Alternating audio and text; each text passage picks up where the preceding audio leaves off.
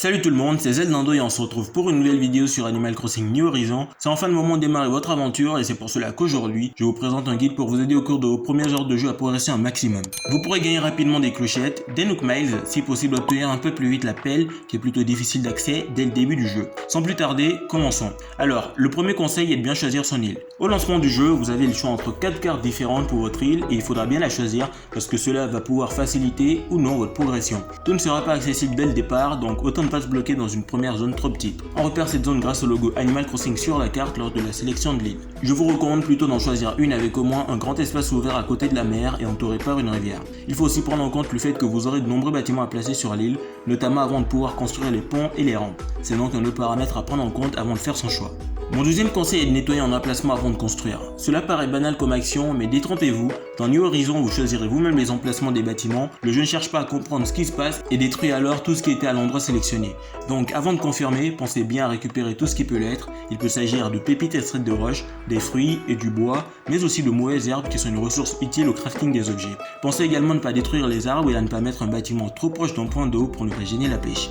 Ce nouvel opus de la série Animal Crossing arrive avec une nouvelle particularité, crafter les outils soi-même. Et cette fois-ci on s'intéresse aux matières premières et à leur transformation pour augmenter leur valeur. Si vous voulez vous débarrasser de quelque chose en le revendant, vérifiez d'abord que vous ne pouvez pas l'utiliser dans un plan de craft. Je pense notamment aux mauvaises herbes qui se vendent 10 clochettes l'unité, mais en combiner 15 permet de fabriquer un feuille à pluie qui ne se revend pas à 150, mais 300 clochettes. Donc, avant de livrer un objet à Mélo, passez voir ce que propose l'onglet fabrication non établi, vous pourrez au minimum doubler la valeur des objets que vous comptiez déjà vendre. Autre chose, tout comme dans Minecraft, vos outils ont un nombre d'utilisation limité, je vous conseille donc de les utiliser uniquement quand vous en avez vraiment besoin pour limiter leur casse et donc l'utilisation de ressources supplémentaires pour les remplacer. Pour la même raison, pensez bien à remplacer un outil le plus vite possible après sa casse, vous pourrez améliorer aussi la durabilité de vos outils. Pour ce faire, Tom Nook vous prévient qu'il devient possible d'échanger ses Miles Nook sur la bonne Nook Stop. Mais cela ne suffit pas puisqu'il faut également bénéficier du programme Miles Nook Plus, mais heureusement cela demande juste de reparler à Tom Nook pour faire évoluer la tente en maison et débuter sa construction. Quand c'est fait, vous pouvez utiliser la borne qui se trouve dans le bureau des résidents et choisir l'option échanger des Miles Nook.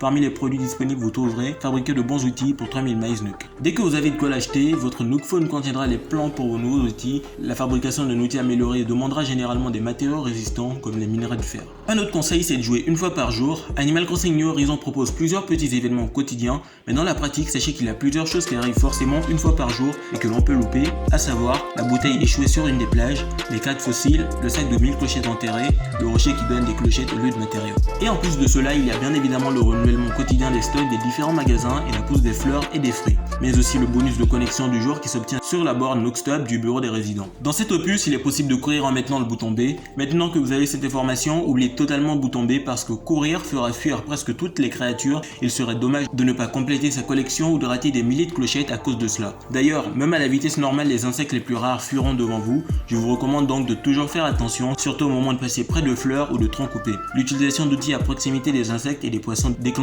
également leur disparition. Autre chose à savoir, si la vue ne vous plaît pas, sachez que vous pouvez changer l'angle de la caméra en inclinant vers le haut ou vers le bas le stick droit. Cela vous aidera à voir plus loin ou plus haut, mais également parfois à cacher certains obstacles qui vous obstruent la vue. Incliner plusieurs fois le joystick vers le bas ne permet pas de faire disparaître les éléments, cela vous permet juste de constater qu'il n'y a rien à ramasser derrière un arbre ou un bâtiment. De cette manière, vous n'avez pas besoin de parcourir de grandes distances pour rien. Un autre truc que je vous conseille de faire régulièrement, c'est de vérifier l'application Miles Nook. Certaines missions Miles Nook sont indiquées dès le départ dans votre Nook Phone. N'hésitez pas à aller les consulter pour savoir quoi faire. De manière générale, dès que vous voyez une nouvelle fonction ou possibilité, testez-la pour vérifier si elle débloque un succès encore caché. 11e conseil, longez régulièrement les plages. Les coquillages et autres coraux peuvent apparaître tout au long de la journée, donc même si vous avez déjà nettoyé vos plages lors de cette session de jeu, il est probable qu'il y ait déjà de nouvelles choses à ramasser. Et si vous avez de quoi creuser, vous pourrez aussi vous intéresser aux petits trous dans le sable qui projette de l'eau.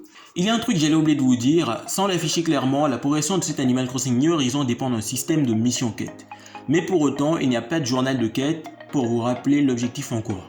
Heureusement, il est possible d'aller voir Tom Nook pour lui poser la question « Je dois faire quoi ?» et il se fera un plaisir de vous rappeler vos tâches en cours. S'il y a quelque chose que vous devriez tout d'abord faire, c'est de rembourser Tom Nook. Pour l'emplacement de la tente et le Nook Phone, Tom Nook ne vous demande pas des clochettes mais des Miles Nook. Le réel intérêt du remboursement si rapide, c'est de demander à passer à l'étape suivante.